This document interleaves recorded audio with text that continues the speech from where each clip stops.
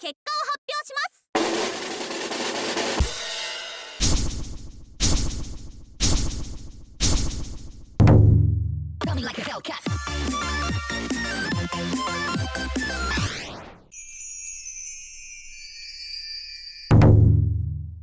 お疲れ様です。こんにちは。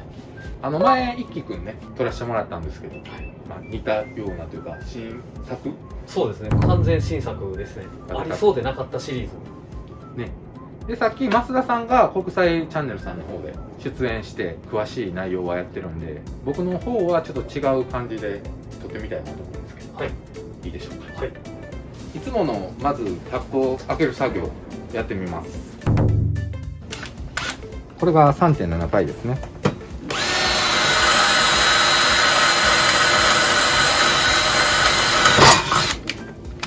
でこういう分厚い鋼材だったらタップが折れることがあるんで、こういうタップハンドルっていうのを使うんですけど、僕はいつもこういう充電ドリルでいくんですね。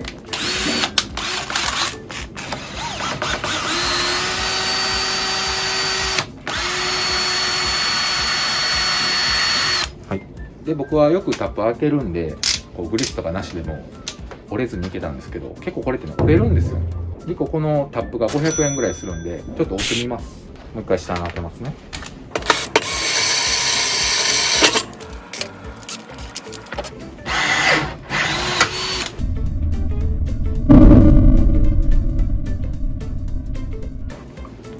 こんな感じで、僕もたまにやっぱり折ったりすることもありますし、あまり慣れてない人、よくこういう風に、これをまたね、取るのも大変なんですよね。ってことで、これの登場ですよね。そうですね。これ商品名はノンタップビス。もうそのままです。ノンタップビス。タップがいらないってことですね。そうです。ノンタップビスをやってみます。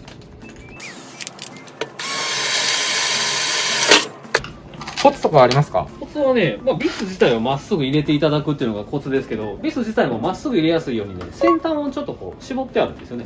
最初の一山を覗きやすいように。ここの部分ですね。そうですね。最初のここのフルートって言われる部分。これ一輝くんとの違いはあるんですか？一輝くんはね、そもそもビス自体がドリルであり、ビスであり、タップであるっていう性質を持ってたんですけど、今回はドリルの部分の性質はなくなってます。ただそれがない分、よく現場で聞く霧の先端を落としてねだとか、あと裏出てるから危ないよとか、電線傷つくよだとか、そういったことを言われなくても済みますね。皆さんの電工さんのよく聞く声としてはそれがメリットですね。でナットも入れれるってことですもんね、M4 の。そうですね。挟み込みでも通常のピッチなんで、はい。やってみますね。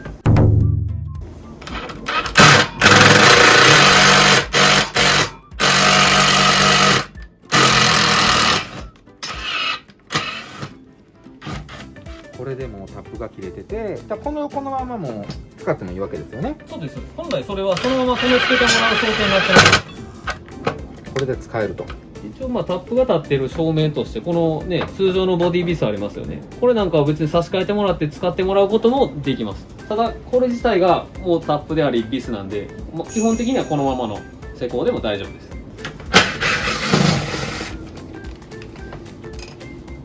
M4 の。そうですね。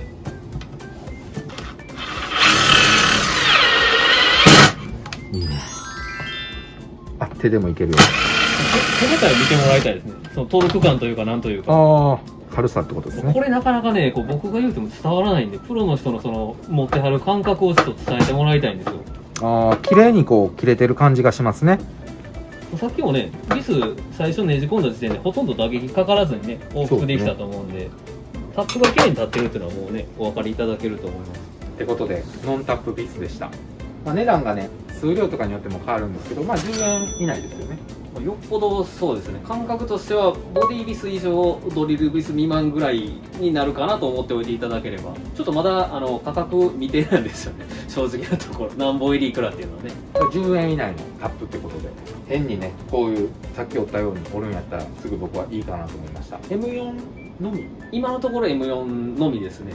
なんで実際に現場に出てる皆さんから国際チャンネル見ていただいて、ゆうさんのところでもいいんですけど、やっぱり欲しいサイズだとか、太さももちろんそうなんですけど、長さ、そういったところをねちょっといただければと思うんです。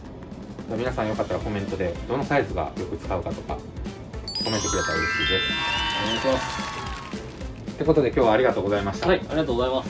今日は今回ノンストップビーツやったんですけど、ノンタップノンタップノンタップまあ施工早いからノンストップでもいいけどね。ノンタップビーツやったんですけど、金車のやつね、ああ、金車用の全ネジホルダーね。金車用全ネジホルダーも今日撮影してますんで、はい、そちらの方の動画やで国際産の方でも増田さんが出演して、国際バージョンの YouTube やってますんで、そちらも見に行ってもらえたら、ぜひ、はい、よろしくお願いします。ということでありがとうございました。ありがとうございました。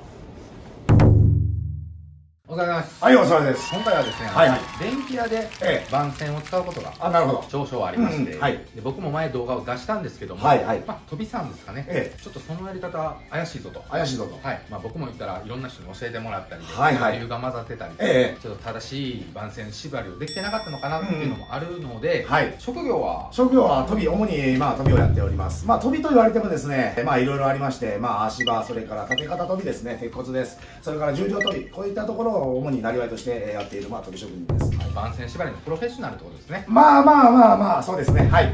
でちなみに教師インフォメーションさんという名前で、はい YouTube されてますので、はいこちらに貼っときます貼っときますのではい、ぜひ見てください。見てくださいということですね。はい。で今日僕含めて電気屋が3人おるんですけど、ええ多分いろいろこはいんなシチュエーションで使うよっていうのがあると思うので、はいはいちょっとみんなの疑問にそうですね。お答えしていこうと。ははいやり方を教えてもらい。はい、わかりました。っていきたいんですけど、はいまずその番線っていろいろ売ってるじゃないですか。いろいろ売っている、つまりは。なんか何番やったり、そう、番手の、数ですね、は番手であったり、規制で売られている箱番線であったり、丸く束ねてやられる、丸番線、そしてから一本物で売られて切られている切り番線と、番線もこの3種類ありますんで、切り番線はちょっとね、建設土木では使わないですね、造船の方になっちゃうんですけれど、今はね、丸番線であったり、規制の乗率番線ですか、そういったもので説明できたらなと思ってます。お願いします。はいはい。早速行ってみますか。はい、それではね、電気屋 YouTuber さんの、視聴者ということはですね、おそらく電気屋さんがメインでいるのかなというところで、知っている方は、もう多くいらっしゃると思いますけれど、あえて、もう一度僕の方から説明しておきます。こういったね、作り番線、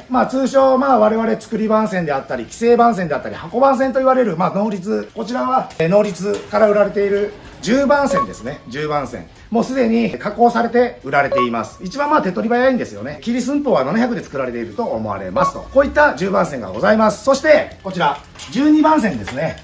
丸で巻かれている12番線。そしたらこの12番線、10番線はねえのかという話なんですが、ございます。12番線と10番線がございます。そしたら10番線、12番線って言ってるけど、それとつまり何ぞやという話なんですけれど、要は太さです。太さ。10番線は、この能率で言うと 3.1。あとはそうですね、箱番線も横綱番線であったり足バネであったりってなってきます。いろいろありますけれど 2.8 ミリであったりいろいろ違います。ここにあるのは能率番線なんで 3.1 ということで10番線です。10番線。そしてこの12番線、これは 2.6 ミリです。2.6 ミリ。つまり番線というのはですね、番手というのは数が多いほど細くなります。数が若くなるほど太くなります。で、飛びの場合はこの番線3つの番線を使い分けます。つまり8番線、そして10番線、そして12番線と。つまりどういうことかというと、これから12番線、13、14、15、16といくんですけど、そうなっていくと、針金と言われるものですね。皆さんご存知の針金であったり、結束線であったり、そういったところまで続いていくものなんですね。それのある段階での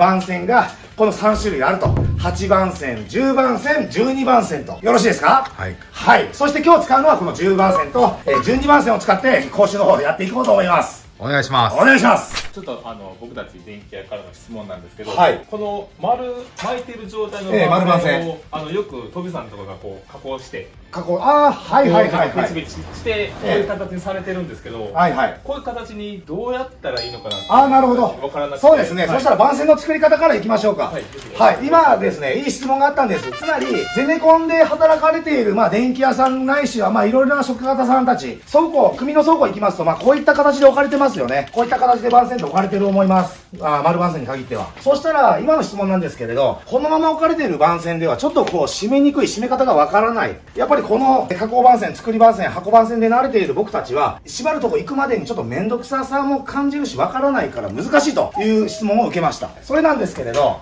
そしたらですね、ちょっと実演を交えて、この番線作ってみましょうか。はい、お願いします。はい、それではね、今から作っていこうと思うんですけれども、ちょっとこれ見てください。これね、ちょっとワンポイント。イライラする、ちょっとイラッとするワンポイントがこれです。まあ見る方見るとわかりますが、この番線切った後は曲げておいてくださいね。次の人が使うために曲げておいておく。これはモラルとして覚えておいてください、皆さん。曲げておいておく。そうしたらこの端部がどこかっていうのがすぐわかるので、取りやすいということですね。切ったら曲げておいておく。まずそれからちょっと話を進めていきます。そうですね、そしたらですね、まあちょっと適当っていう言い方僕あんまり好きじゃないんですけれど、まあ一握り今、これで握って必要な分切っていこうじゃないかということで、そうですね、ここでいってみます。いいですか？切ったらですね、切ったら曲げるんですよ。切ったら曲げます。切ったら曲げます。はい、切ったら曲げますよ。はい、曲げて一度置いときます。これからですね、こういう形になりました。はい、増田2期。はい。さっきの質問です。そしたらこれからこれを手渡されたら、はい、手渡されたが、しかしこれをどうすればいいのかって話ですよね。はい。はい。そしたらですね、皆さん見てください。まず、切った端部が一発ここにあります。ありますね。見えますか？わかります？はい。この面でパチパチパチパチと切っていきます。切っていきます。ちょっと、増田2期。はい。今、道具はないんですかね？そう、ごめんなさい。丸腰。あ、丸腰ですね。はい。あなたはあれですか？講習を受ける立場でありながら丸腰で切った。なかなか根性ありますよね。あ、そうですか。なるほど。まあ、増田2期、こういう増田2期を皆さんよろしくお願いします。丸腰で来たと。なかなか根性ありますよ。はい。私も長い間ですね、若い人たち講習しますけれど、丸腰で親父来ましたという若いし、私なかなか会ったことないですね。はい、いいですか？すいません。余談になりましたが、今見てください。この端部揃えてここ切っちゃいました。全部切りましたね。で、これをまず半分にしていきたいんです。いいですか？見ておいてください。この半分にしたいということは、ここを支点にしてまず曲げ込んでいきますよ。曲げてます。いいですか？反対方向。曲げます。で、曲げましたよ。で、曲げたところから今度煽っていきます。煽っていくと。煽るという。はい。半分にしました。後でちょっと一人一人やってもらいます。はい。ちょっと見ててください。まあ、ここで一回癖をつけます。癖をつけます。癖をつけます。癖をつけます。こういう状態になりました。あとはもう、ちょっと離れてくださいね。いきますよ。いいですか？はい。叩きます。叩きます。叩きながら、丸めながら、伸ばしていくと。いいですか？いいですか？はい。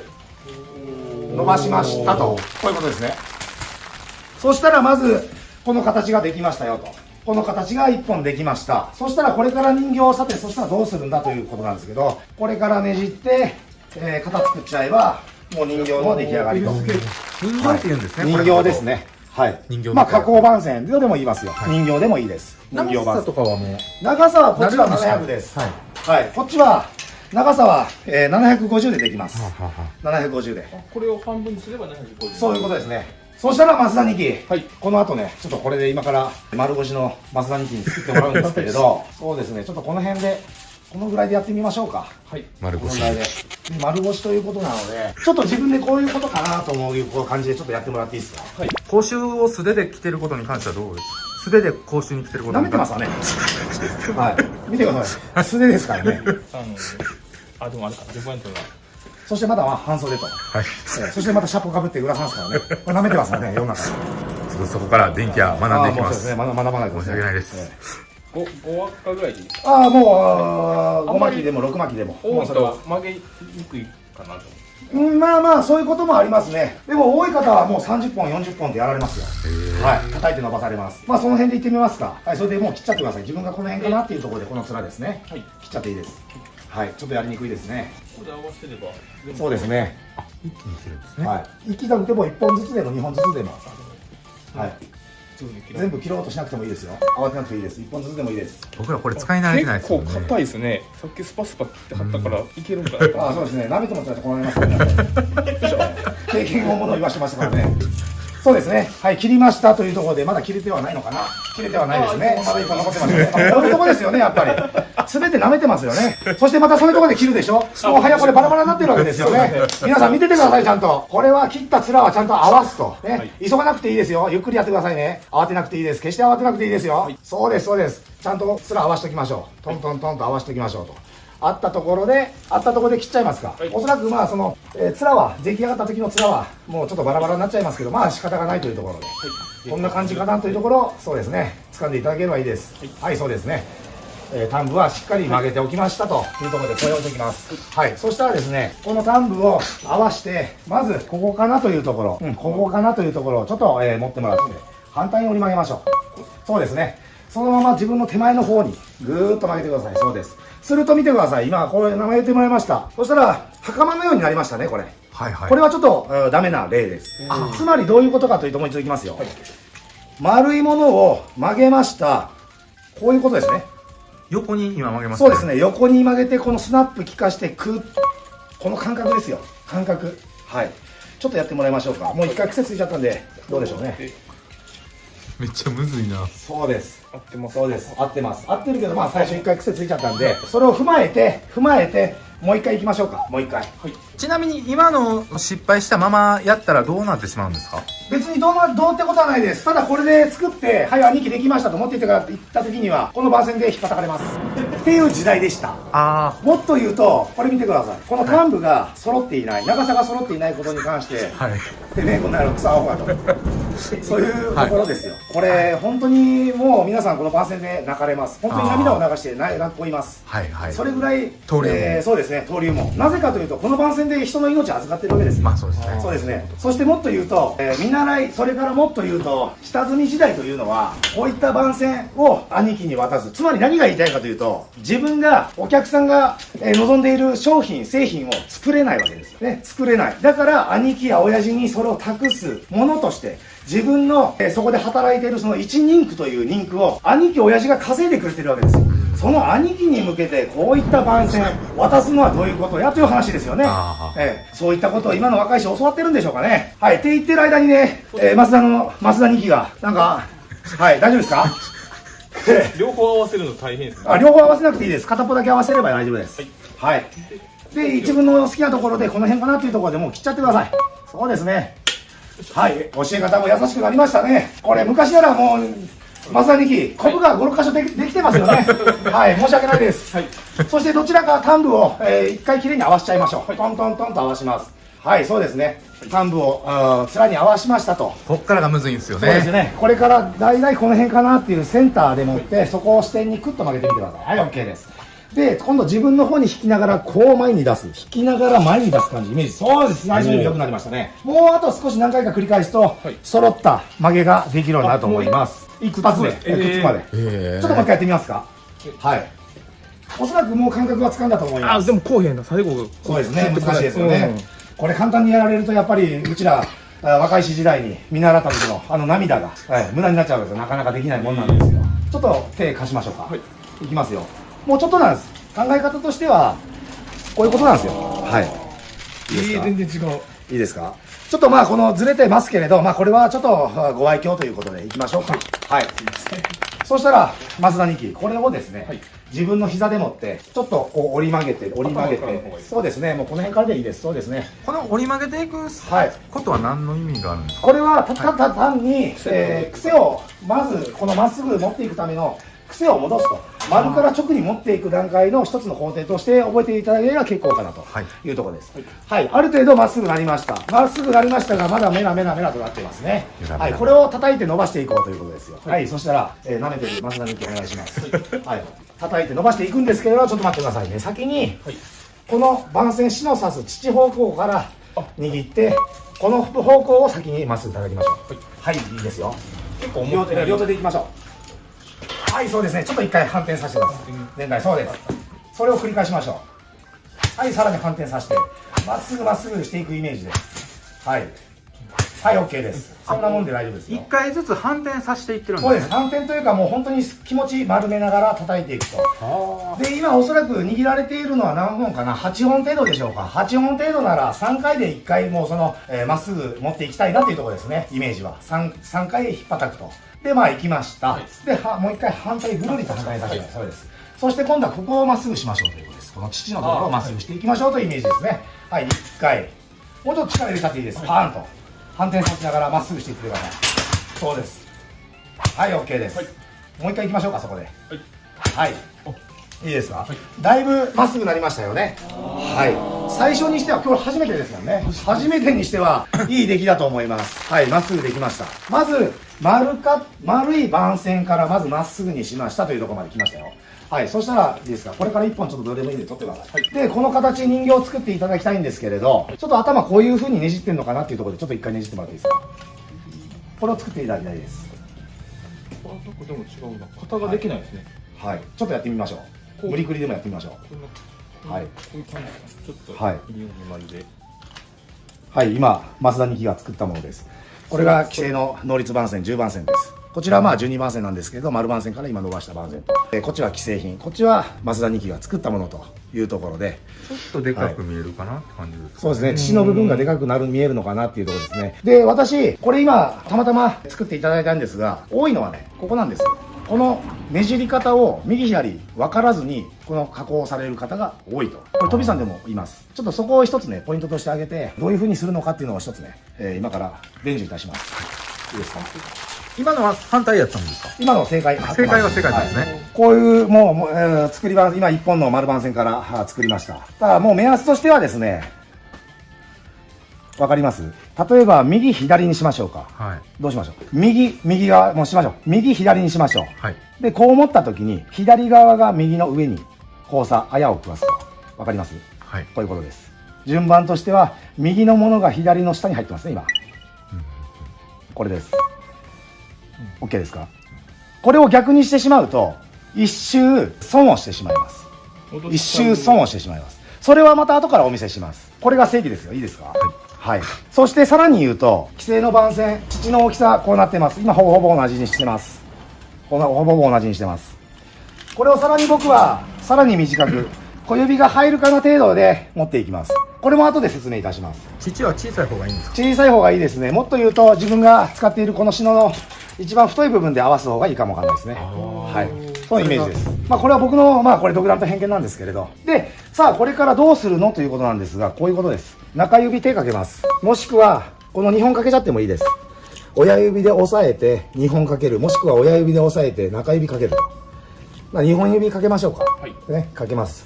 で、そのまま折り曲げてやるだけです。折り曲げてやるだけで、人形が、型ができるということですね。はい。永久保存前。そういうことですね。ちょっと、増田2期やってみますか。左が右の下へ。そうですね。これで小指が入る。そういうことですね。はい。で、そうですね。中指がそうですね。その中指はそこには中入れないですよ。こうですね。そうですね。はいはい。そういうことです。こう持ってなんか手つきやらしいですけど大丈夫ですか？はい。そうですね。いいじゃないですか。いいですよ。そうです。十分です。番線の作り方としてはもう十分だと言ってもいいです。はい。そうしたらですね、これから、番線の方をちょっと祝いていこうと思うんですけれども、ここまで皆さんよろしいですか？番線、番手には8番、10番、12番がありました。そしてこういった規制で売られている番線ですね。10番線です。能率番線です。能率番線は 3.1 ミリあるんですよ、この幅が。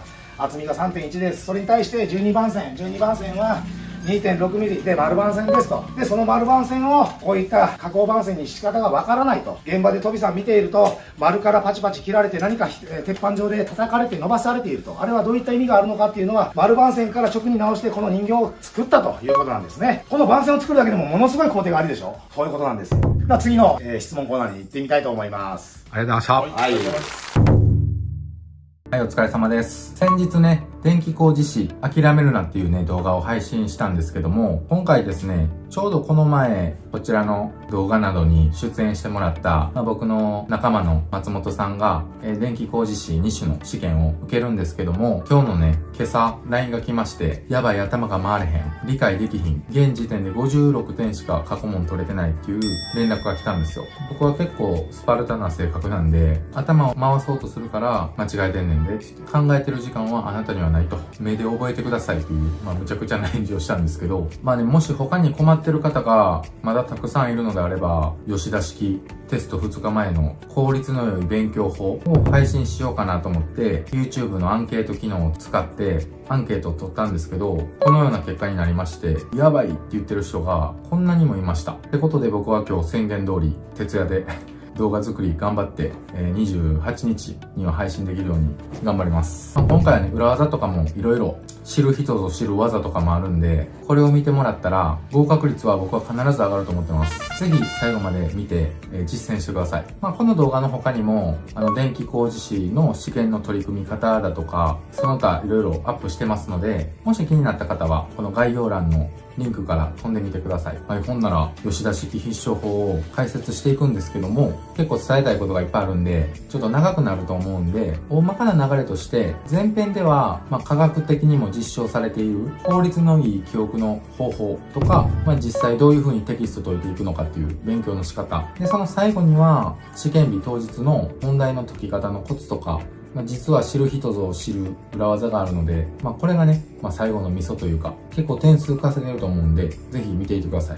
でもこれね、テストね、2日前ぐらいに今配信されてると思うので、一問一問ね、ちんたら理解して、ちょっとね、やってる場合ではありません。僕としては、もっと日にちに余裕を持って、ちゃんと理解して合格してほしかったんですけど、もう日にち的にそうは言ってられませんし、僕もね、実は2種の電気工事士の時は、勉強嫌いやったんで、ほとんど勉強してないというか、ほぼしてないんですけど、1日前にちょっとだけ勉強はしたんですよ。でも1日しかないから、効率いい方法とかめっちゃ調べて、それを実践してね、ちゃんと受かったんですね。そもそも余裕を持って勉強しろよっていう自分にも言えることなんですけど、皆さんの気持ちもわかるんで、で、この勉強法は結構究極というか、土壇場の技だとは思うんですけど、僕一種の電気工事士も、一級施工管理の試験も、一応この勉強方法も駆使して、無事どっちも受かってますんで、日中電気工事士以外でも勉強を全体的に使えると思うんで、ぜひ覚えていてください。まず一つ目なんですけど、皆さん流し読みって知ってますかね？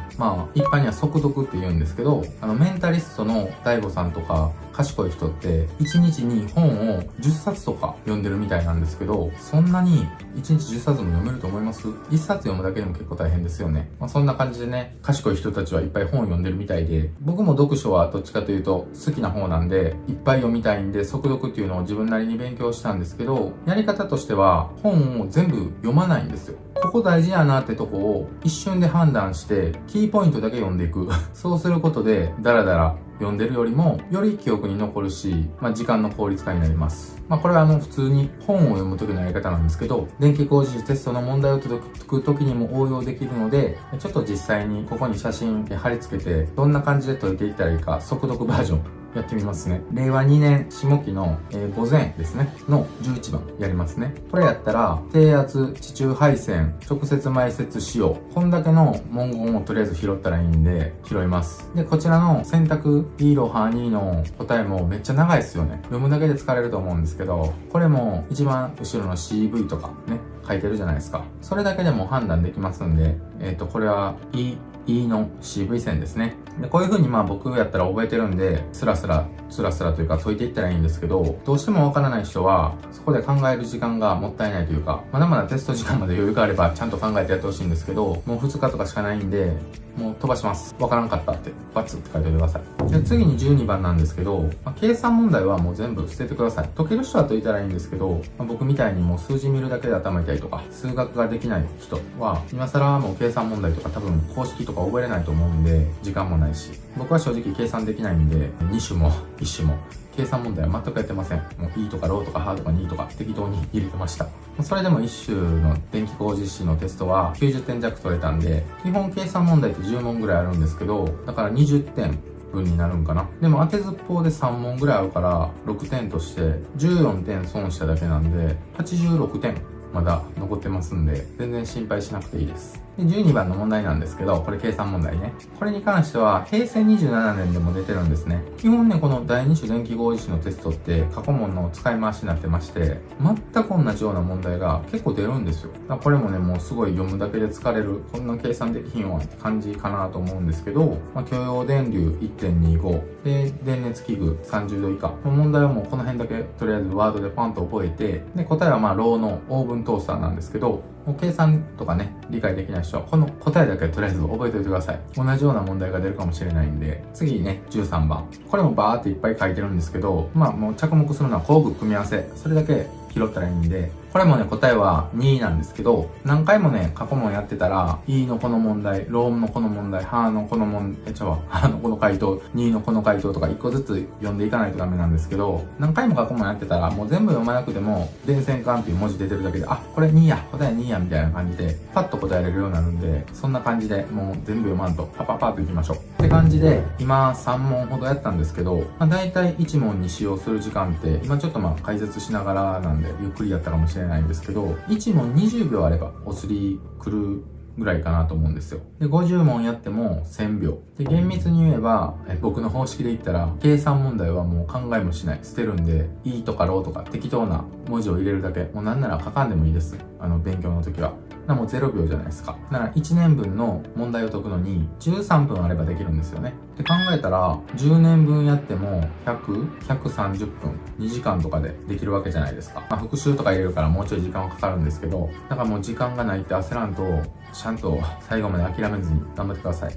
こんな感じでさらっと3問だけやりましたけど、こういう風に速読でね、何回も問題やることで、問題にも慣れてきますし、今皆さんね、やばいって言ってる人らは、問題を見るだけで、うわー、いやいや、頭痛いってなってると思うんですけど、だんだん得意になってきて、スラスラ解けるようになってきますし、はい、来たこれあれや、みたいな感じで楽しくなってくるかなと思うんで、頑張ってください。はい、次、2番目。ここから間違えた問題を復習していくんですけども、ここからが記憶力を活性化させるコツといいますか、科学的に有効な方法を説明します。今から僕が言うことは嘘じゃないし、調べたら出てくるようなことなんで、もし深掘りして知りたい方は調べてみたらいいと思います。まずこの画像のように、これ僕が Excel で作ったやつなんですけど、もし必要であれば概要欄にダウンロードリンク貼っとくんで、よかったら使ってください。過去問を解いていくときに、この E とかローとか書く右に、自信のあるやつは丸、微妙やなってやつは三角、全く分かれへんのは×っていうのを同時に書いていくんですよ。これも吉田式なんですけど、勝手に考えたというか。ほんなら答え合わせした時に、自信ある丸をつけてたのに間違えてたら、間違えて覚えてるから、もう一回覚え直さなあかんし、三角と×に関しては、計算問題以外は、問答無用で理解できてないということなんで、復習してください。復習ももう、時間があれば、ちゃんと復習したらいいんですけど、時間がないんで、深掘りせずに、この問題のこの答えは、ローやとか、そういう感じで、パーっと覚えていってください。で、この復習するときなんですけど、人はいろいろ目とか鼻とか口とか感覚を利用しながら覚えた方が脳が活性化されて覚えるので、書いて覚えるのが一番いいとか結構言うじゃないですか。それはほんまにね、間違えてなくていいことなんですよ。でももう、皆さんには書いてる時間もありませんので、書くのはやめて時間がねもったいないんで、一つ目の取り入れてほしい方法としまして、復習するときに声を出しながら復習してください。頭の中でこれはいいやなとか唱えるんじゃなくて、口に出して電線管がなんちゃら、この答えはいいのあれやとかね、口で喋って耳で聞いて口で喋ってやっていってください。これの原理と言いますか、自分の好きな歌とかって頭から歌詞がね自然に出てきますよね。それって、カラオケとか口ずさんだり、自分の声で歌って自分で聴いたり、もちろん CD で聴いたりとか、いっぱい繰り返し聴いてるからなんですよね。なので声を出しながら復習するっていうのはすごい効率のいい方法で、記憶力も定着しやすくなるんで、ぜひ取り入れてください。これで今現時点で目と口と耳を使ってるんで、3つの感覚を使ってるんで、目だけで見て覚えるよりかは確実に良くなってます。2つ目は、こうやって書くのと同じ原理なんですけど、手を動かしたり、極端に言えば、運動しながら勉強したら脳が活性化されて、効率がいいって実証されてるんですけどね。実際それはまあ歩きながら過去問解くとか、ちょっと今難しいじゃないですか。で、ここでおすすめなのが、僕普段はめっちゃ嫌いなんですけど、貧乏ゆすりがすごく有効なんですよ。足を思いっきり動かしてるんで、手を動かして書いたり、運動しながら勉強したりしてるのと同じ効果があるんですよね。貧乏ゆすりって普段僕はね、見てたらイライラして、やめてやって言うてまうタイプなんで、まあね、普段はしてほしくはないですけど、ほんまにね、勉強の時とかは集中力高まるんで、ぜひ取り入れてください。これもね、いろんな大学とかが研究してるみたいで、ネットで調べてもらったら、実例っていうのもいっぱい出てきますんで、よかったら、興味ある方は調べてみてください。ほんで3つ目なんですけど、これは、吉田ラーニングって名付けてて、周りの人らも吉田ラーニング方式とかなんかおちょくられてるのかわかんないんですけど、名付けられてるんですけど、電気一級施工管理技師の試験の時は、本当になんかもう難しくて僕にはね、覚えれなくて、まあなんかその目とか鼻とか口とか貧乏ゆすりとか、それを試してもさらにもっと効率よく勉強する方法ないんかなってことでたどり着いたのが、この今さっき復習してるタイミングで声を出して読んでるじゃないですか。それをちゃんと後から聞けるように、携帯とかでボイスレコーダーっていうアプリがあるんですけど、無料でね、いっぱいあるんで、それで録音するんですよ。それをテスト当日までもうずっと流しましょう。僕はもうそのテスト期間の時は寝てる時も、睡眠学習って言ってちょっと記憶に定着するらしいんで、これもね、睡眠を邪魔するとかちょっと健康的な面で悪い部分もあるかもしれないんですけど、僕はとりあえず受かりたかったんで、もう寝てる時もずっと自分の声を流してたし、これは仕事的には良くないかもしれないんですけど、僕ちょっとその時たまたま融通が利く現場やったんで、片耳にね、こうイヤホン、電話するやつ、結構みんなこういうやつですね。僕はケンウッドってやつの17時間でしたかね。ずっと再生できるやつを使えるんですけど、もちろんね、使用用途は電話のためなんですけど、これでね、音楽の再生であったり、録音データの再生であったり、ここでも流しとけるんで、僕は現場でテスト期間をここで聞いてましたね。って感じでちょっとその集中力が途切れて事故が起きるとか、そういう問題もあるかもしれないんで、そこは皆さん自己判断でやってください。僕は一応おすすめします。どうしても受かりたいんやったら。この方法で1級電気施工管理、僕2級飛ばしたんですよ。ちょっと無謀かなってみんなに言われてたんですけど、無事一発で合格することができましたんで、ぜひ試してみてください。では皆さん、勉強方法としてはこんな感じで、残りの時間ね、もう限られてるんで、ゲームしたりとか漫画したりとかいろんな欲望があると思うんですけど、もうね、2日だけなんで、ちょっと我慢してひたすら勉強してください。僕も電気工事士2種を受けた時は、入社したてで、経験3ヶ月とかで、しかも3ヶ月とかってもう掃除とか雑用とかしかね、させられてないんで、電気について何も触れてない、何もわからない素人やった僕なんですけど、もともとその高校大学もね、誰でも入れるようなとこで、勉強自体は本当に苦手な僕なんですけど、そんな僕がどうしても勉強がしたくなかったんで、勉強の回数を減らすためにより早く覚える方法とかをめっちゃ調べて、2種はね、その1日前に今言うたような方法を使って勉強するだけで受かっちゃったんですよね。だから今ちょっとやばいなと思ってる皆さんも、ちゃんとこの時間を無駄にしなければ合格僕は絶対できると思ってるんで大丈夫です。2種持ってる人をバカにするわけじゃないんですけど、難易度としては国家試験の中でもすごい難易度の低い簡単な方な部類の試験に入るみたいなんで、そんな気負いせずに軽い気持ちで取りましょう。ではここからね、本題と言いますか、本番の試験当日の試験問題の解き方に入っていくんですけど、ここからね、裏技も交えて解き方と必勝法を教えていきますね。で、試験の当日と試験の前日の、心構え、取り組み方っていうのは僕別動画でも去年出してるので、もし気になれば概要欄に貼ってるので見てみてください。一応これを実践して受かりましたってメールくれたりしてるんで、ほんまかはわかんないですけど、一応ためにはなったみたいなんで、それもメンタル的な話なんですけど、ぜひ見てください。で、試験会場に着きました。いざ実際試験をやっていくんですけど、ちょっと今ホテルなんで雨の音とか入ってしまってるかもしれないんですけど、許してください。これはわかるぞってやつからパパパーっと解いていってください。ちょっと時間かかりそうなやつはとりあえず一回無視して分かるやつをパッと解いていきます。ほんでちょっと自信あるやつとかも次に解いていって、これで皆さんが何問解けたか分かんないですけど、25問ぐらい解けたとしましょう、半分の。残り25問ですよね、ちょっと自信がないやつ。ここからが裏技の登場で、お金払って電気工事士テスト対策の講習行ってたり、周りに電気工事屋さんがいっぱいいてたりしたら、結構有名っちゃ有名な、知る人ぞ知る情報なんで、知ってる裏技かもしれないですけど、電気工事士2種の E とローとハート2の回答数の数って、基本的にまんべんなく50問あるんで、4で割って 12.5 っていう数字になるんですけど、大体その数なんですよ。E もローもハーも2も。毎年。僕もこれ昔からあるデータなんで、今もちょっとその状態か自信がなかったんで、さっき電気工事士受けてる友達に参考書の回答写メで送ってもらって、10年分僕計算して、E が何個とか全部ちょっと時間かけて記入してきたんで、こんな感じで今からこう別動画で流すかちょっとわかんないですけど、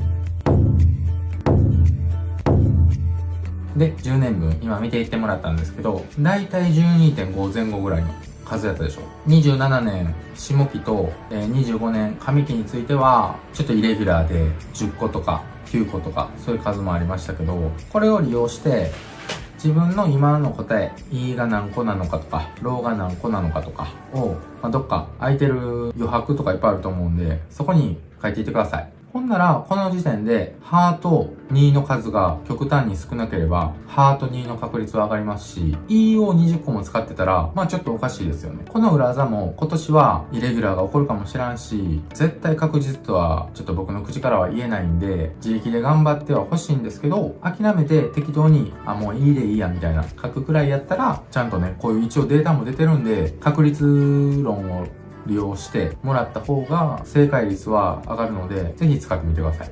はい。ちょっと長くなったんですけど、参考になりましたでしょうか。まあ僕はね、本当にいつもね、僕のチャンネルを視聴して支えてくれてる皆さんとか、まあ今日ね、初めて、見に来られた方もいると思うんですけど、本当に電気工事士さん、一緒に働く仲間が増えるのは、今、手薄な業界なんで、嬉しいことなんで、本当に皆さんが合格するのを応援してます。今日見てくれた人は、吉田塾の一員です。はい。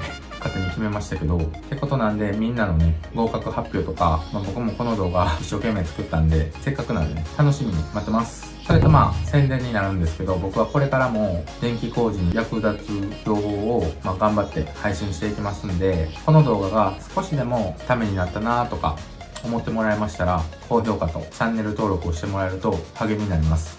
では皆さん、残り2日しかありませんが、頑張ってください。応援してます。さよなら。お疲れ様です。お疲れ様です。今めっちゃ暑いですね。暑いですね。ほんまに暑いですね。っていうのがですね、今ね、事務所を暖房30度っていう設定にしてまして、今クーラーの吐き出し口がね、38度ぐらい。今日は何をしようかということで、カッピーさんは普段ね、メンテナンス業をされて現場に出ることが多いんですよね。そうですね。はい。で、前からね、暑いと現場で。暑いですね。ちょっとプレゼントがありまして、はい。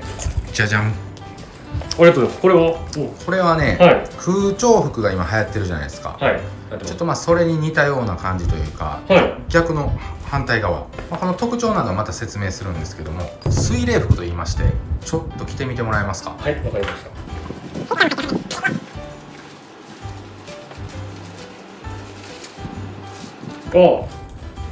すごいですね。これ冷たいですね、かなり。そうでしょ。中にね、氷が入っててね、ちょっと後ろ向いてもらえます、はい、このね、サーモのグラフィティでも、ここはね、16度。13度、はい、こいつ自体は13度になってます。で、カッピーさんの体が30度ぐらい。これがだんだん下がってくるんでしょうね。だいぶ気持ちいいですね。気持ちいいですか。はい。もう背中だけじゃなくて、ここもだいぶ気持ちいいですね。脇の部分といいますか。まずこの山新生協さんからね、はい、今年新発売された水冷服のプロっていうね、はい、プロと普通のがあるんですけど、はい、この特徴とかいろいろ後で見ていきましょう。見ていきましょう。はい。ではですね、こちらアイスマンベストプロですね。こちらを開封していきたいと思います。ちなみに表面表側こういうパッケージになっておりまして、で横には寸法書いてますね。これ S から 5L のフリーサイズです。フリーサイズで後ろ、これまだ後で説明させていただきますので、こういう感じでこちらが仕様になってて、横面こんな感じ、パッケージからしてもう涼しげなパッケージになってますんで、何やこれって感じですね。そうですね。はい。では早速開封していきます。もうこれからの時期は本当にもうまだまだね暑くなりますんで、まずですね、メインのベストです。これが背面になります。背面で小岩場、こんな感じで水の通るチューブが入ってあります。見た目もかっこいいですね。そうですね、見た目もブルーとブラックでとてもいい色合いですね。はい、こちらベストと、あとこちらバッテリーですね。 5200mAh のバッテリーが結構の大容量ですね。そうですね、はい、これがもうプロ仕様となってます。で、先にバッテリーを充電するケーブルと、こちらバッテリーがついています。早速こちらも開けますね。見た目もこれブラックにブルーの字でかっこいいですね。ドラゴンの絵も描いてますね。 5200mAh ですね。はい、それとこちら取扱説明書がついています。で、今回紹介するのはこちらのアイスマンベストプロです。いろんなのがあるんですね。そうですね。はい。ベストが普通のね。で、このプラスとプラス S に関しましては、リュックサックタイプと、あとはデリバリーリュックタイプ。山登りとか。そうですね。そういうですね。そういうものの、人とかそういうタイプもあります。はい。で、一応こちらには書いてないんですけれども、アイスマンシートっていうのもありまして、椅子に引くタイプのやつもあります。普通車のシートに引いたりとか、あとはジムの椅子に敷いたりとかっていうタイプもあります。外の交通整備員さんとかいいかもしれないですね。いいかもしれませんね。一日中カチカチ暑いと思うんでね。そうですね。もうずっと扇風機もつけれないんでね。はい、そういうの方にはそういうシートもいいかもしれません。早速なんですけれども、これを使用できるように組み立てていきたいと思います。お願いします。はい。まずこちら、ここにこれがね、これネジになってるんですけども、これがお水を入れるタンクですね。そうですね。タンク、水を入れるタンクなんです。これまず開けます。で、ここでこの蓋だけ落ちないようになってますんで、もう開けてもらったらこれブラーンと遊ばしていただいて結構です。中にこの白い養生があるんで、これをもう取ってしまった。中はこんな感じで、これちょっと見にくいんですけども、内側にね、アルミのシートになってます。これで熱が逃げにくくしてますね。これ開けていただいて、約 150ml のお水をこちらに入れていきます。これこぼさないように水をつけてもらって、ここに持つところがあるんで、ここを持ちながら、慣れるまでちょっとね、難しいと思うんですけども、このタンクになってますんで、ここにお水を入れていきます。約 150ml です。はい、まず水をザーッと入れました。入れて、次に凍ったペットボトル、もしくは氷、保冷剤、こちら入れていきます。今回は 500ml のペットボトルを使用します。ちなみにこれ650ml までの大きさのペットボトルなら入れれます。ただ、普段はね、どうしても 500ml とか各コンビニのペットボトルだったら 600ml がありますんで、そういうのも入ります。では早速入れていきます。これもググググーっと。ググググググーっと入れてもらったら、こんな感じですっぽり入りました。もうこれカチコチですね。はい、ここまでできたら、もう蓋をします。蓋をしてもらって、これ、閉まりました。しっかり閉まりました。で、今度、こっち面の右のポケット。こちらにですね、チャックありますので、チャックを開けると、中に線が入っています。この線は、このバッテリーとつなぐための線です。で、これを入れて挿して、でこれ電源ボタンがありますので、これを押します。長押しですね。で、ランプついたら運転しています。これ今わかるかな？今動き出してこうブーっと今動いてるんですけども、触ると結構振動があるんですけれども、ここに青色のチューブが水の通り道。初めの入れた 150ml ですね。それがペットボトルでめっちゃ冷たい水となって、そうですね、循環してるます。んですね。循環するところですね。で、これちなみにこっち側開けましょうか。かかってあげるとこっちの胸部にも合いますんで、はい。冷冷たくなってますね。すごいね。そうですね。だいぶ冷たくなってきてます。あとはこれを今ちょっとこの上から据えますね。これをこうやって、音してるわ。音してますね。これね、ちゃんと瞬間します。こうやってもう背負うだけ。ちなみにこれ今これ結構ごついんですけども、これ生地ごついんですけども、その上から背負ってもこの水の通り道ところは結構ひんやりきてます。今でも。今3枚着てるんですよね。今3枚です。はい、今これとこれとあと下に黒いの着てるんですけど、これでも背中の部分が今ピタってついてるんですね。背中の部分ピタッとついてるんですけれども、この当たってる部分がものすごく今も冷たくて気持ちいいですね。はい。あとはこれをこんな感じで止めてもらって、止めてもらったらもう勝手にずり落ちるっていう心配もないです。ちなみにフリーサイズっていうのが、はいここを調整することで、ちょっと大きい人とか、逆に細い人とかでも、そうですねなんぼでも調整できるってことですね。そうですね。はい。だからね、本当にもう自分の体型に合った人でできますんで、もう苦しくも全然ないですし、はい。とても使いやすくていいんじゃないかなと思います。で、実際背負った感じも全然重たくないんですね。多少ね、ここにペットボトル、凍ったペットボトル入ってるんで、その分の重さは多少はありますけども、でも500のペットボトルってそんなに重たくないですよね。だから本当にそれを背負ってるようなイメージです。これですね、ちょっと見にくいんで、今はちょっと上を脱いでしますけれども、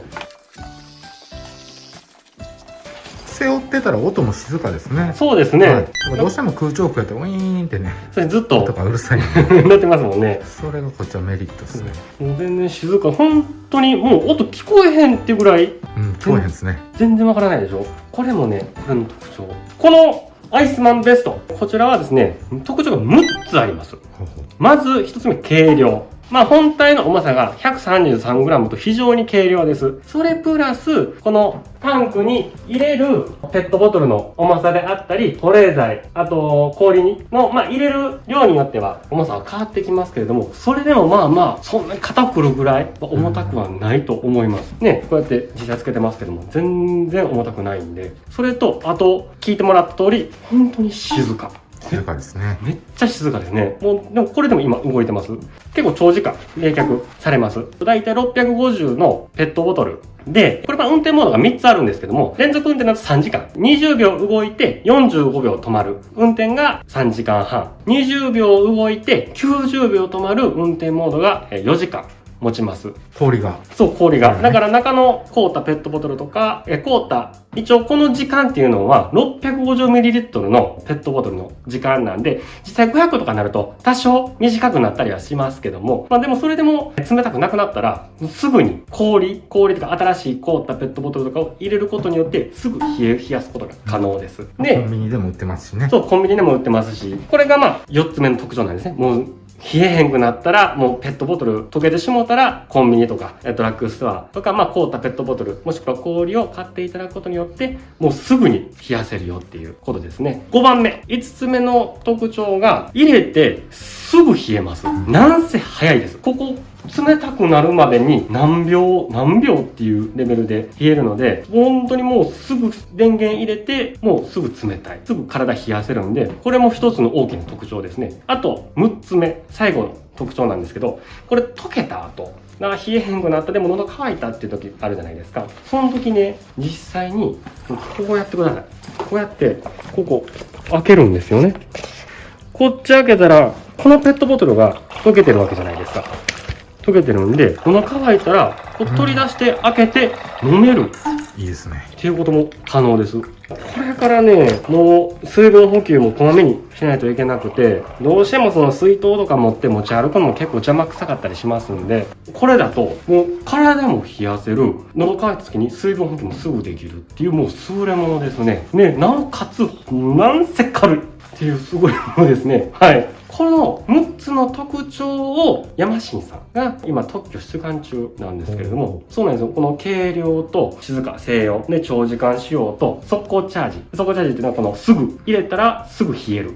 で、ヤマシンさんはこの6つの特徴で特許を取ってまして、それの特許がこの今も上げさせてもらった6つの特徴です。軽量で静音で静かで、ね、長時間冷却できて、すぐタンクの冷える元をすぐ掘り込めてチャージできて、すぐ冷えて、水分補給もできる。この6つの特徴をアイスドリップコントロールっていう特許を今出願中でございます。これヤマシンさんもの独自のテクノロジー、技術ですね。っていうのもありますんで、この先ってもうここ数年、本当にもう異常なぐらい集まってますんで、もうあるだけでも全然違うと思います。これ新しいですね。新しいです。本当に新しいですね、これは。今まではね、空調服どうしても風があって、ボーンって出て、音も結構しますし、で、30度以上だったら結構冷えにくかったりしますし、暑い風が結局来るんでね。そうなんですよ。温風が来たりしますし、電池もね、もうマックスで回してたりするとね、すぐなくなったりするじゃないですか。でもこれは、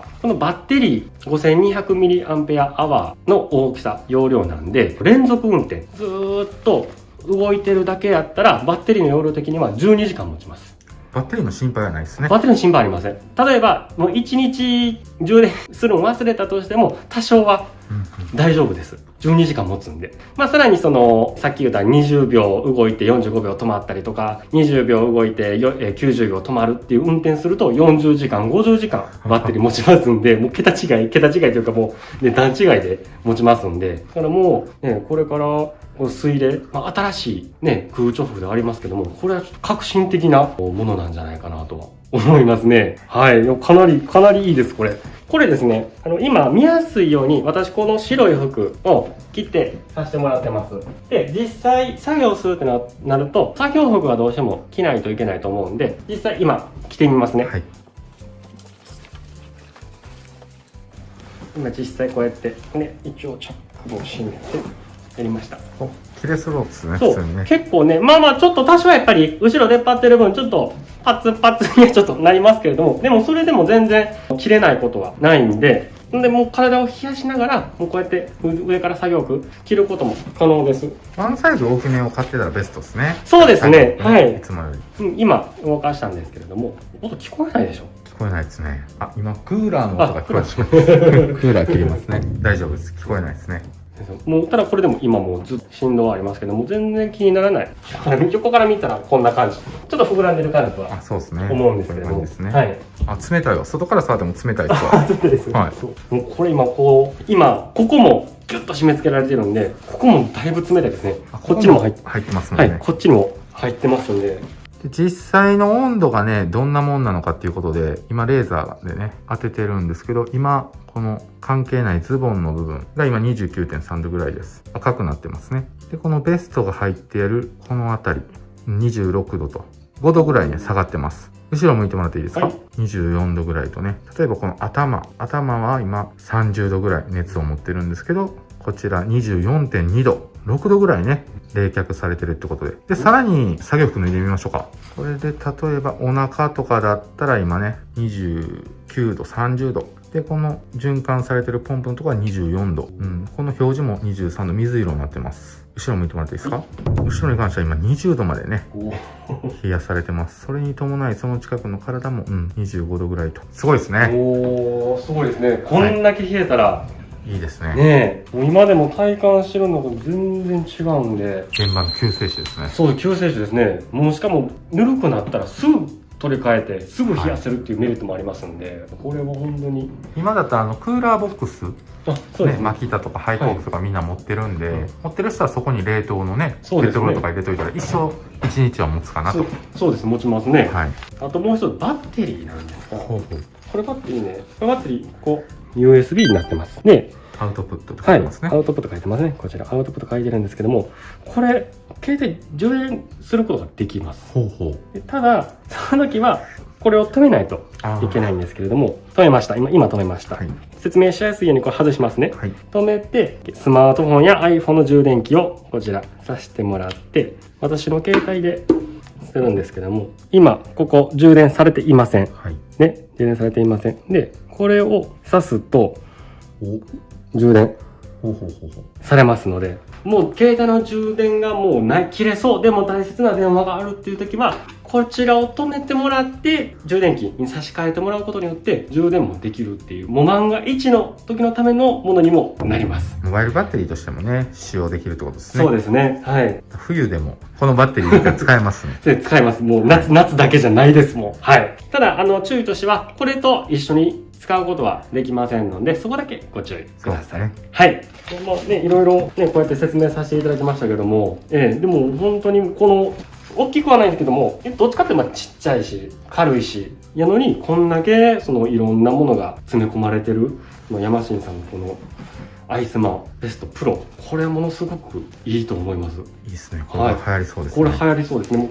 もう新たな空調服として、水冷式っていうのが、一つこれからもっともっと、ね、出てくるかもしれません。これはおすすめです。もう一つ。これ、今、水が溶けてしまった場合、もう氷がもう溶けてしまったわっていう時に、これね、もう実際取ってもらって、これもう今凍ってますけど、これはもう溶けてる状態として、ほんなら次ペットボトル、凍ったペットボトルでもいいですし、普通の氷でもいけますんで、氷入れてみましょうか。氷入れてみましょうか。はい。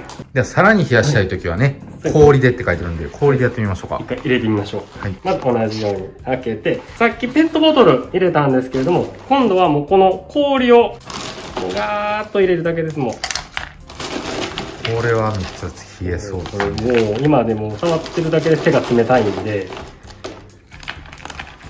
とりあえず入れました。もうちょいもうちょっと入らないですかね。入れます。マックスいきましょうマックスいきますよ。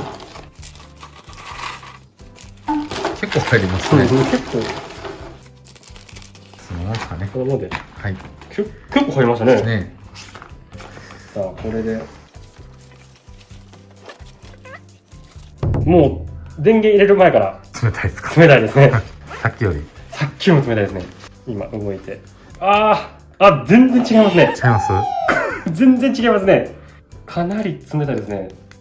あ、すげえ、20度とかなってますわ。おお。さっきね、24度とかやったんで。そうですね。今私この状態で着てますけれども、これは作業服を着たいレベルの。寒いぐらい。そう、寒いぐらい。後ろ向いてもらっていいですか？かなり冷えますね。すげえ、14度とかなってますわ。だから今だいたいね6月の頭なんで、今でもまあ25からだいたいまあ30度ぐらいなんですけれども、これが7月8月となってくると、おそらくこの氷でやるとものすごく気持ちいいかもしれませんいいね。ですね。はい。このサーモグラフィティでもここだけ水色ですもん。他のとこがね、お尻とかね、はい。腕の肩とかは赤いんですよ。ここだけ冷えてるから水色になってますね。15度。15度温度が違いますもんね。そうですね。頭あたりがやっぱ34度ぐらい。おこのリュックに関しては15度ぐらい。 15度。もう今でもかなり冷たいんで、このチューブがもうすごい冷たいんで、はい。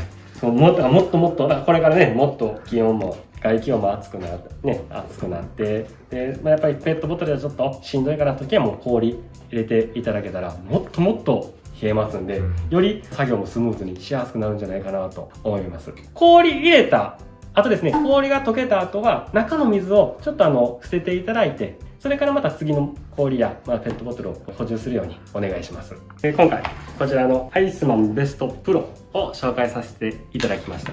価格はですね、公式様で 43,640 円でございまして、他のサイトですと大体15,000円前後ぐらいでありますので、もしよかったら調べていただけると、調べていただいて、実際手に取ってこれの凄さを体感していただけたらなと思いますので、よろしくお願いいたします。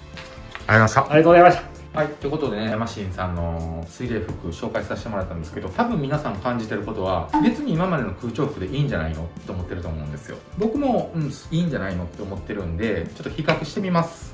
で、僕まだこれ着てないんで着てみますけど、これ氷が入ってる。そうですね。氷が入ってるさっきの状態のやつなんですけど、これえぐいっすね。すごい冷たさで、空調服ってさっきもね、カッピーさんが言ってたんですけど、どうしても温風を拾うんで、空調服じゃ賄えない時、この上から空調服を着たら最強なんじゃないかなと思うんですけど、これ天国っすね。いや、これやばいっす。沖縄とかね、九州地方とかめっちゃ暑い人はこういう贅沢使いしてもいいかなと。で、空調服とこれの利点とデメリット。これ空調服やっぱり音がね、今聞いてもらったようにうるさいんで、こちらは静かなんで、どうしてもね、現場作業でね、ちょっと電気屋さん空調服うるさいんですって言われる時もたまにあるんですよ。声出し作業とかされててね。そういう時にいいかなっていうのと、デメリットとしては空調服だったらもうこういうバッテリー1個さえあればいけるんで、で、これマックスで使って4時間しか使えないんですけど、2個持ちしとけば、一時買いに行ったりする手間はない。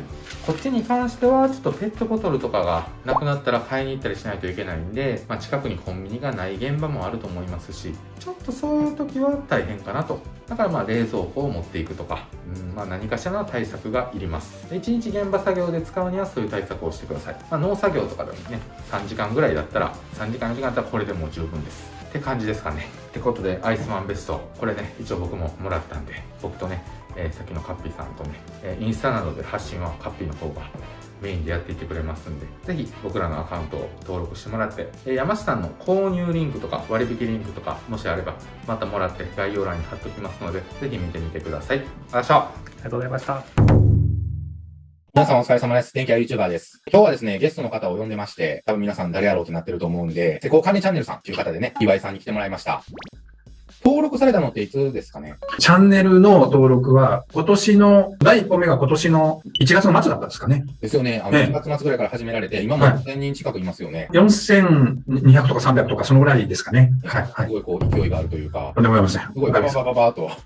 そういうわけでもないですけど。ありがとうございます。いつかね、共演させてもらいたいなということで、今日、共演させてもらいました。いえ、とんでもないです。こちらこそありがとうございます。でね、電気工事と施工管理がコラボして、数年っていう話だと思うんですけども、僕のチャンネル上ノウハウ、電気工事のノウハウを提供したいなと思ってるんですけど、ちょっと僕自身が知識的な、建設業界の知識とかにちょっと疎いところがありまして、うちのチャンネルでは一人親方さん、従業員さん、いろんな方が見てくれてるんで、今インボイス制度っていうのが始まるということで、うちの動画でも1回か2回やらさせてもらいました。正直僕はもう全然わからないんで、単純に質問をして、電気工事の皆さんにもわかるようにというか、話してもらえたら嬉しいなと思います。わかりました。私なりにじゃあ、なるべくわかりやすくできるように頑張りますんで。ありがとうございます。はい、とんでもございません。はい。ちなみに、施工管理チャンネルさんの方にも僕が出演させていただいたんで、はい、ありがとうございます。僕の概要欄に、施工管理チャンネルさんのチャンネルとか、SNS とか、今日出演させてもらった動画とか貼っときますんで、皆さんぜひ遊びに行ってみてください。私がいろいろ聞いてますんで。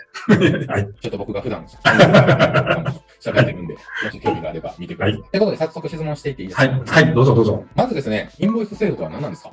ですよね。うちも施工管理チャンネルなんですけど、一人親方の方も当然その工事現場で働いてるんで、私がちょっといろいろこう調べたりして、で、動画にも上げたんですけども、これは建設業界で一人親方の方に影響、関係するだろうなっていうことだったんでね、調べたんですけど、インボイスっていうのは、適格請求書っていうのが、日本語で直すというか、なってるんですね。中の声っていうことですか？適格請求書なので、請求書の話なんですけどね。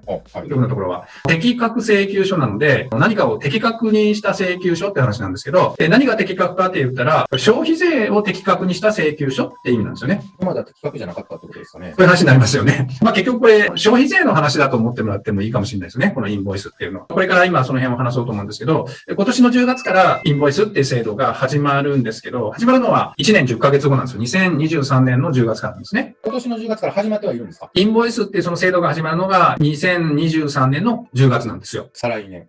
あと1年10ヶ月ぐらいですね。で、制度が始まるのはそこからなんですけど、今年の10月から2021年の10月から、その制度を利用するための、受付みたいなのが始まってるみたいな感じですかね。早いんですね、もう2年前ぐらいからは、そういう登録受付みたいなのを始めてるっていうことなので、それ親方の方に関係するだろうっていう話なんですけども、インボイスっていうのは適格請求書なんで、請求書の話なんですけど、例えば消費税の話だと。で、消費税ってところの仕組みがちょっと分かってないとですね、この話ってなかなか分かりづらいので、消費税の話していいですか？お願いします。はい。吉田さんほらいろんなことをやったじゃないですか、今までね。例えば、じゃあ吉田さんが電気の工具の販売をするとするじゃないですか。電工ナイフとか、ストリッパーみたいなのをどっかから仕入れて、工具を売るっていう仕事をしてたとするじゃないですか。販売をやってたと。ストリッパーが6000円で仕入れて、1万円で売るとするじゃないですか。1万円で売って6000円で仕入れてるから、4000円儲けなんですけど、そこに消費税が当然発生するわけですよ。1万円で売るってことは、プラス消費税 10% つくので、1万円プラス1000円の消費税をお客さんからもらうわけじゃないですか。逆に6000円で仕入れるっていうことは、6000円プラス消費税 10% なんで、600円の消費税をその仕入れた業者に払ってるわけですよね。6600円で仕入れて、1万1000円で売るんですけども、消費税のところだけを取り出すと、消費税を1000円もらってるわけですよね。1万1000円で売ってるわけだ。消費税を600円払ってるわけですよ。6000円で仕入れてるわけなので。この消費税をもらった1000円から払った600円を引いた400円っていうのを吉田さんは消費税として納税するっていうのが消費税のシステムなんですよ。お客さんから消費税1000円もらって、仕入れで600円払ってるわけじゃないですか。これ何も納税しなかったら400円丸儲けになっちゃうじゃないですか。確かに。なので基本的にはその400円を払ったら、もらった消費税から払った消費税の差額を納税、消費税として納税するっていうのが、これ一つ消費税の仕組みなんですよね。じゃあ、ちょっと僕らの業界で分かりやすく言ったら、僕が岩井さんに仕事をもらいました。3万円。だから3万3000円ですかね。3万3000円、そうです。消費税3000円もらえますよね。そういうことです。で、その仕事を僕が誰かに言ってと。2万円で。じゃあ、その人に消費税は2000円僕は払うんですね。その今、急に浮いた1000円が納める消費税ってことです。そういうことになりますね。それが消費税の仕組みで、所得税とかはその所得の何%とかね、そういうので決まるんですけど、消費税っていうのは、物とか商品とかサービスの取引をした時の、もらった消費税と払った消費税の差額を払うっていうのが、まずこれ消費税の仕組みだということなんですね。ここまではいいと思うんですけど、この消費税の仕組みが分かってないとちょっと分かりづらいということなので、その場合、例えば、吉田さんがさっき1万円でストリッパーを売るとするじゃないですか。はい。これ、この消費税を納税するときに、実はさっきの、消費税を払わなくていい人っていうのもいるんですよ。はいはいはい。それは免税業者って言うんですよね。税を免ぜるで免税業者なんですけど、それね、どういう人かというと、年間の売り上げが1000万円以下の人は、それ払わなくていいんですよ。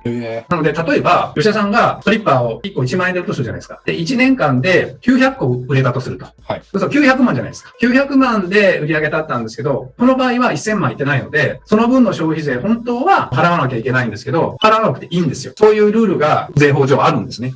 インボイスは関係はないんですよね。これから関係してくるんですけどね。関係してくるんですね。覚えられた方がいいポイントそうなんですね。これが一番のポイントって言ってもいいかもしれないですね。1000万以下。そういうことですね。はい、さっき言ったみたいに、6000円で仕入れて1万円で売るっていうことで、それを900個売ると、36万円年間消費税で払わなきゃいけないんですよ、吉田さんは。本当は。だけど、900個で1000万以下であれば、だから1000個とか2000個売れたらダメなんですけど、1000万以下の900個であれば、36万円は払わなくていいってことなんですよ。益税っていう専門の言葉で言う。税金でもらってるのに吉田さんは払ってないでしょっていうのを益税って言うんですけど、要するに1000万以下は払わなくていいよって今ルールになってるんです。これちなみになぜかというと、1000万以下ってことは小さい商売をやってる人たちについては、そこまで消費税は取らないで免除してあげましょうみたいなのが今のルール上あるってことなんですね。で、インボイスっていうのはですね、ある意味そこをちょっと狙い撃ちしたというか、そこがポイントでできた制度なんですけども、このインボイスってさっき言ったね、適格請求書なんですけども、主にこの新しいルールのポイントというか2つあってですね、何かと言ったら、適格請求書っていう請求書を出さないと、通常今吉田さんのところでも会社請求書出すじゃないですか。通常でExcel で作ってるか、なんかフォーマットあるかもしれませんけど、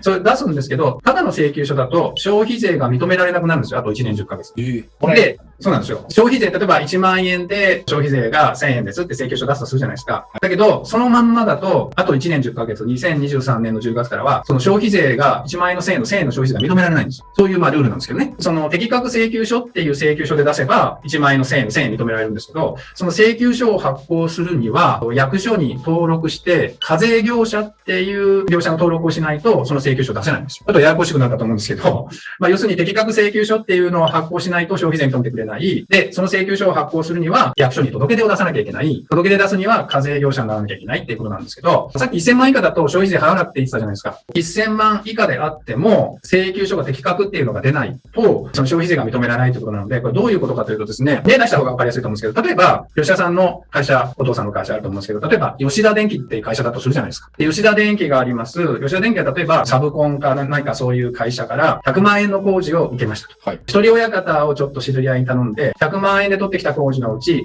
60万円をその一人親方に頼んだとするじゃないですか。はい。吉田電機としては100万円で取ってきて60万円で頼んだ。で、そこに当然消費税がつくわけですよ。はい。100万円で取ってきたので、10万円の消費税をサブコンからもらいます。60万円で一人親方に頼むので、一人親方っていうのはフリーランスですから、当然その60万円で消費税が発生するわけですよ。それ6万円じゃないですか。そこの消費税だけ取り出すと、サブコンから10万円の消費税をもらって、で、一人親方に6万円の消費税を払ったので、差額の4万円が吉田電機が納税する消費税ってことになるじゃないですか。はい。これさっきと同じなんですけどね、ストリッパーの話と同じなんですけど、で4万円納税するんですけど、実は、今の状態でいいのは、そのインボイスが始まる2023年の10月、あと1年10ヶ月なんですけど、その1年10ヶ月後からはですね、実はこの一人親方が、もしですね、インボイスっていうのを発行できないとどうなるかというと、一人親方に60万プラス6万円払ったわけですよ、消費税。はい。この6万円が認められないんですよ。認められない。はい。認められないってことは、6万円は払ってるんですよ。はい。吉田電機は払ってるんですけど、はい、66万円払ってるんだけど、6万円って消費税は認められないからゼロってことになるんですよ。ああ、じゃあ払う側が損するってことですか？そうです。そうするとどうなるかという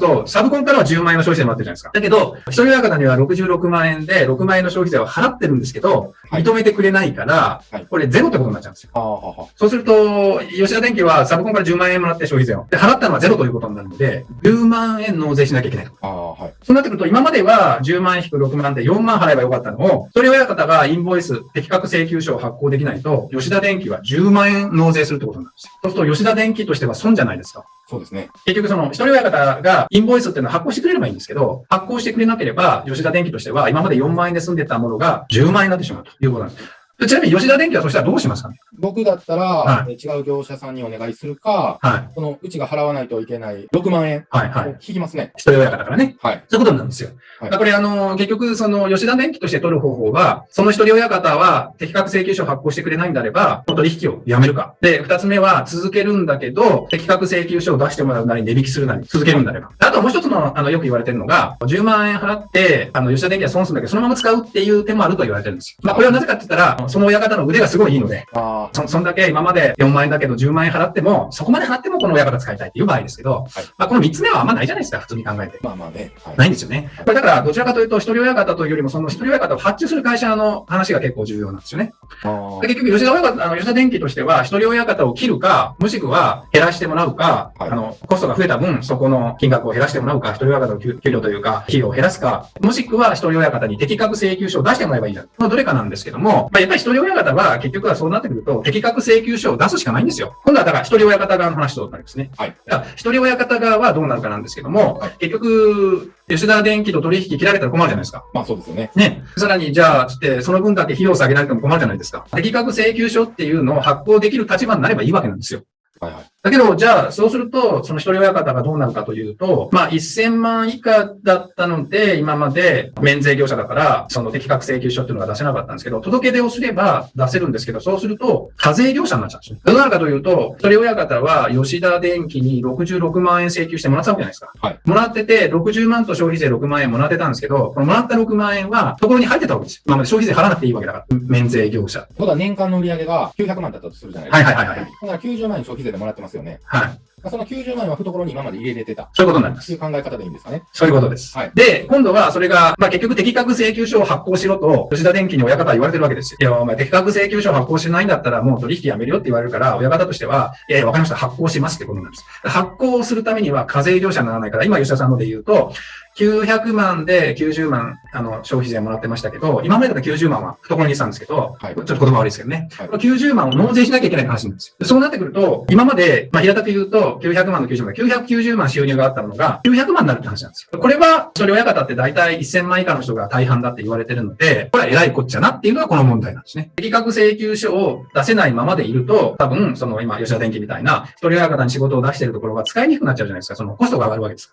そうですよね。じゃあそこどうするんだ。で、一人親方は適格請求書を出せば、吉田さんは使ってくれる。で使ってくれるけど、990万だった収入が900万になりますよと。これどうするんだっていう話が、すごい大問題になってるっていうことなんですね。ここが、インボイスの一番の問題点だと。はい。いうことです。だからまあ逆に言うと、吉田電機側とすれば、使う人が選択肢があるんであれば、A っていう一人親方が適格請求書を出さないんだったら、じゃあ B 使うよでいいわけですよ。だけど、こちらの一人親方側としては、収入が990万から900万にしないと、吉田電機は使ってくれないので、こうやるしかないので、まあ収入が減っちゃうよっていう話が、平たく言うと結論になりますかね。まあ損してしまう制度であるという。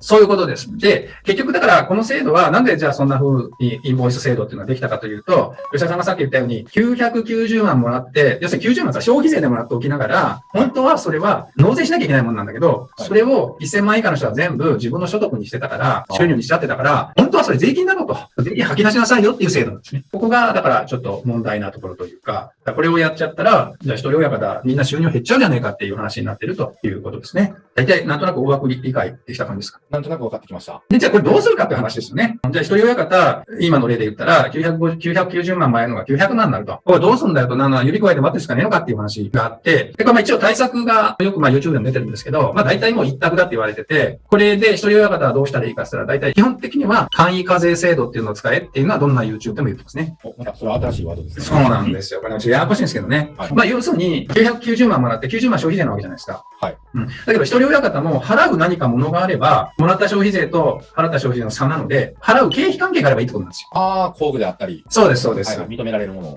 ただ、そんなないですよね。まあまああるんじゃないですか。交通費とかダメなんですか。あ、いいです、いいです。あーただ、仮にですね、でもそれ1ヶ月、経費が10万かかったらするじゃないですか。交通費だとか、工具だとか。はい。 10万円かかって消費税って1万円じゃないですか。12ヶ月で12万円じゃないですか。はい。そうすると、90万から12万引いても、78万は結局消費税として払わなきゃいけないところなんですよ。大した額には多分ならないと思うんですよね。だからまあ、確かに経費はあると思うんですよ。交通費だとか、まあ駐車場代だとか、そのさっき言ったその工具だとか、はいまあガソリン代もそうだしありますけど、ただ、まあ900万もらってたとしたら90万に相当する、それが消えるぐらいのものっていうのは、まあ同じぐらいの売上と同じ費用にならないと90万は消えませんし、そうですね。ある程度消えるとなったら、かなりの経費になりますけど、それはなかなか、それら方って労務系でお金もらってるので、経費費ってそんなかかってないはずなんですよ。そうですね。それ難しいので、それを解決するのが簡易課税制度っていうのがあって、年間売上5000万以下の人は、まあ990万の収入があったとするじゃないですか。はい。その990万のうち、消費税抜いた裸は900万でしょ。けど、このうちの、例えば、6割はもう仕入れしたとみなしましょう。経費としてみなしていいですよってルールがあるんですよ。なので、900万、もし900万であれば、900万の 60% なので、540万か。540万仕入れたってみなしていいですよっていうのがあるんです。経費がさっき1ヶ月10万で120万しかなかったのが、540万経費ができたようなもんですよ。なので、540万の消費税なので54万。ちょっとややこしいですけどね。90万から54万を引いた36万かを今度は消費税で払えばいいという話になって、ゼロにはならないんですけど、消費税は少し少なくなりますよっていう話。その簡易課税制度というのは元からあるシステムなんですか？はい、あります。インボイスとかは関係なく、昔から。元からあったけど、はい今回のインボイスを対策するために、はい。ぜひ使いましょうというか、そうですね。っていうことなんですね。その通りです。あ簡易課税制度は私が会社作ったの何十年も前から、消費税ができた時から確かあるんじゃないかな。簡易課税制度ちなみになんでできたかというと、なんでそんな制度があるかというと、結局大会社はいいんですけど、まあ一人で二人で三人でやってる、お父さんとお母さんでやってるとかちっちゃい会社あるじゃないですか。はいそういう会社って結局払った経費とか仕入れの消費税を全部計算しなきゃいけないんですよ。だからガソリンも入れるじゃないですか。エネオスで入れるとシート出るじゃないですか。はいだから消費税のもいくらって全部書き出さなきゃいけないんですよ。大変じゃないですか。大変なので、もういくら仕入れをしたことにしましょうって言って、事務的な負担を減らしてあげましょうってできたのが簡易課税制度なんですよ。だからまあ、ある意味中小企業のためにできた制度なんですね。さっきの1000万以下の免税業者も、この簡易課税制度もある意味小さな会社のために消費税ができたんだけど、事務作業が大変だし、いろいろ負担が大きいだろうって、小さな会社のためにできた制度なんですけども、今はそのインボイス対策としてそういうふうに使われているということですかね。なんとなく分かってきたですかね。はいであともう一つ実は経過措置っていう話があるんですけど、これちょっとまたややこしくなるので、平たく言うとですね、経過措置概要だけ言うとですね、あと1年10ヶ月経った2023年の10月からインボイスって始まるんですけど、まあ、いきなりさっき言ったんで消費税900万の人が90万バンとか、まあ、90万全部じゃないですけど、払うの大変じゃないですか。だから、最初始まってから3年間、さらにまた3年間は経過措置、合計6年間はですね、消費税を払うのはちょっとずつでいいですよみたいな制度があるんですよ。吉田工務店としてはですけどね。まあ、それをある程度利用すれば、そんなにすぐには、なんかいきなり一人親方でバーンって消費税払えっていう風にはならないよという風にはなってますよね。経過措置っていうのがね、インボイス経過措置とかってやると説明がいろいろ出てくると思うんで、まあ見てもらうといいですけど。インボイス経過措置は、はいお金チャンネルさんでは、はいやってない。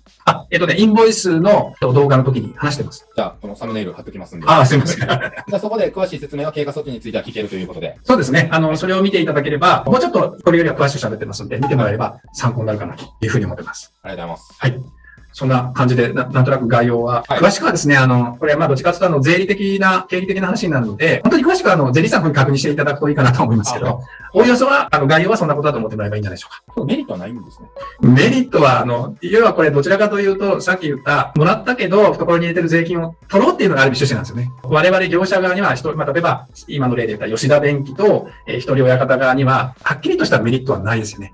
そうです。国にメリットがあるという感じです。そうですね。まあ、平たく言えば増税ですね。まあそういうことで、まあ増税って思ってもらっていいんじゃないですかね。増税ですね。はい。そういう、まあ増税とは言ってないんですけど、国からしてみると、もらった消費税をそのまま払わないのはどうなのかいと。まあ国も財政が大変だとか言うじゃないですか。だからそれは、もらった消費税は国にやっぱり納税してくださいよと。そもそもあなたのお金じゃないでしょっていう理屈ですよね。ちょっと聞いてる中で思ったのが、まだ始まるのって2年弱あるわけじゃないですか。そうですね。今から受付が始まるってことは、申請とかにかなり時間がかかるってことですか？2023年の10月1日からインボイスが施行なんですけど、2023年のその10月1日からインボイスっていうのを請求書を有効にしたいのであれば、2023年の確か3月までにやっとかないといけないんですよ。業者さんが言うように、時間はかかるのかもしれないですよね。一挙にバーっと来ちゃったら、まあどうなんですかね。何万社か何十万社かはわかんないですけど、非課税業者っていっぱいいるでしょうから、建設業界に限らずですからね、これね。ああ、全ね。うちの近くにも八百屋さんがあったりとか、はいラーメン屋さんがあったりとかあるじゃないですか。多分ああいうとこは軒並み多分そういうとこが多いと思うんですよ。よっぽど流行ってて、すごい1000万以上っていうところもまあもちろんあるのかもしれないですけど、ある程度零細にやってるところ、こじんまりやってるところって1000万以下ってのも結構あると思うんで、そういうところはまあすべからく対象になって、1000万ってことはまあ80万、月の売り上げが80万ってことじゃないですか。そうですね。80万で960万ですから、80万ちょっとぐらい、要するに80万以下ぐらいの人は、まあ基本的に全部引っかかってきますんで、ちっちゃなね、一人でやってる床屋さんとかも入ってくるでしょうし、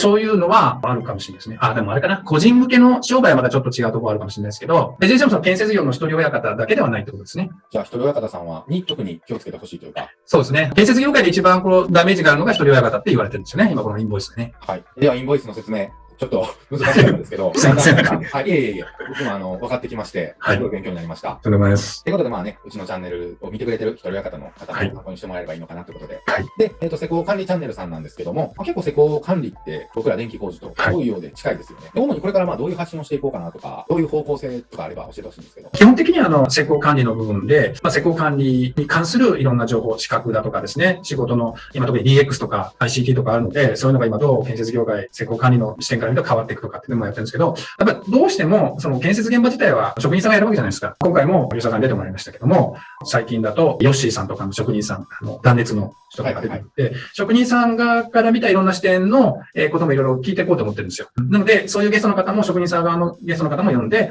いろいろ聞いていこうと思って、総合的にですね、施工管理だから施工管理だけっていうのではなく、職人さん側から見たいろんな情報発信というのも、総合的にこれからはやっていこうと思ってます。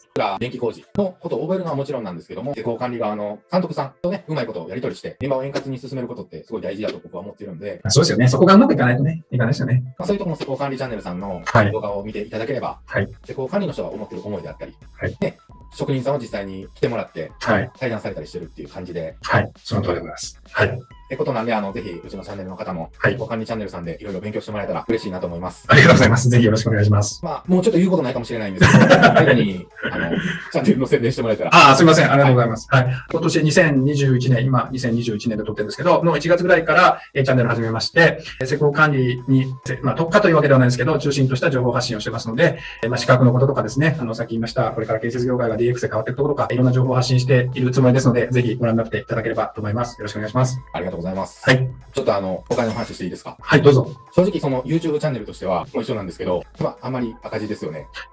当然のことながら、大赤字と言っていいでしょうかねです。よね。